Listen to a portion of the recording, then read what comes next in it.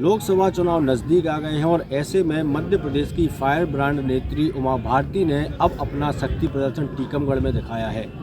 आज उन्होंने अपने गृह जिले में उनका जो फार्म हाउस है निजी, वहां पर उन्होंने एक कार्यक्रम रखा जिसको नाम दिया गया श्री राम स्मरण। और श्री राम स्मरण कार्यक्रम के दौरान उमा भारती ने अपने सभी समर्थकों को यहाँ एकत्रित किया और उन्होंने अयोध्या कार सेवा से जुड़े जो उनके अनुभव थे या जो उनका वहाँ सहयोग था वो सब स्मरण उन्होंने सुनाए। और इस दौरान यहाँ पर हजारों की कार्यकर्ता में शामिल हुए। तो कुल मिलाकर ये जो कार्यक्रम है, इस धार्मिक कार्यक्रम को इस बात से लेकर जोड़ा जा रहा है कि आने वाले समय में लोकसभा चुनाव है और उमा भारती पहले ही ये बात कई बार दोहरा चुकी हैं कि वो इस बार लोकसभा चुनाव लड़ेंगी, लेकिन संगठन की ओर से अब तक उन्हें इस बात को लेकर हरी झंडी नहीं दी गई है। तो इस कार्यक्रम के माध्यम से कहीं ना कहीं उमा भारती ने शक्ति प्रदर्शन किया है और उन्होंने ये दिखाया है कि वो इस बार लोकसभा चुनाव लड़कर रहेंगी।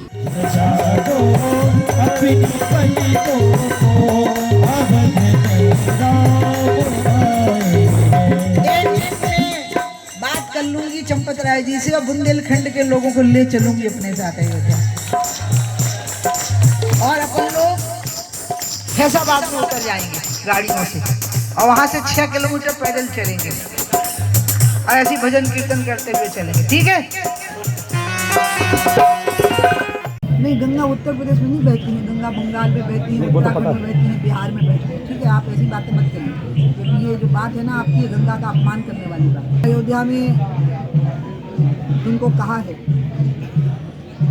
वो हमारे लिए इतने महत्वपूर्ण है कि उनको कह देना पर्याप्त था कि मैं गंगा का काम छोड़ नहीं सकती। क्योंकि बहुत अच्छा प्रश्न किया है आपने मेरे से। मेरे को अशोक जी का दृढ़ निश्चय बहुत याद आया उस दिन, अशोक सिंह जी का।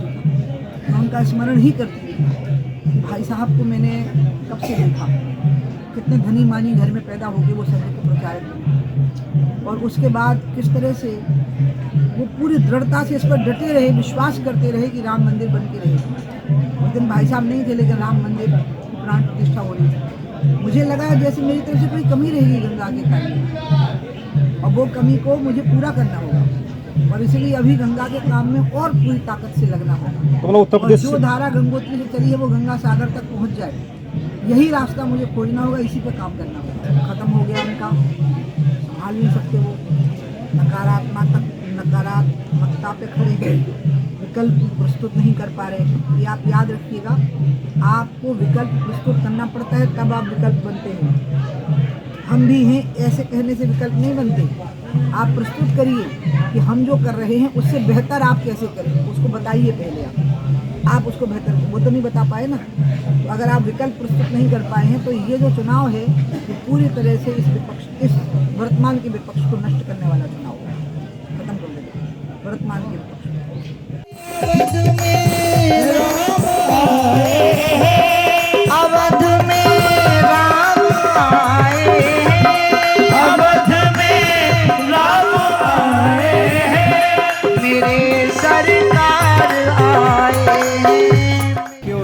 स्पष्ट किया है कि राम जन्मभूमि का आंदोलन उनके जीवन का एक बहुत बड़ा स्वप्न था और राम जन्मभूमि पर भव्य मंदिर निर्माण होकर रामलला की प्रतिष्ठा, प्राण प्रतिष्ठा वहाँ हो गई है।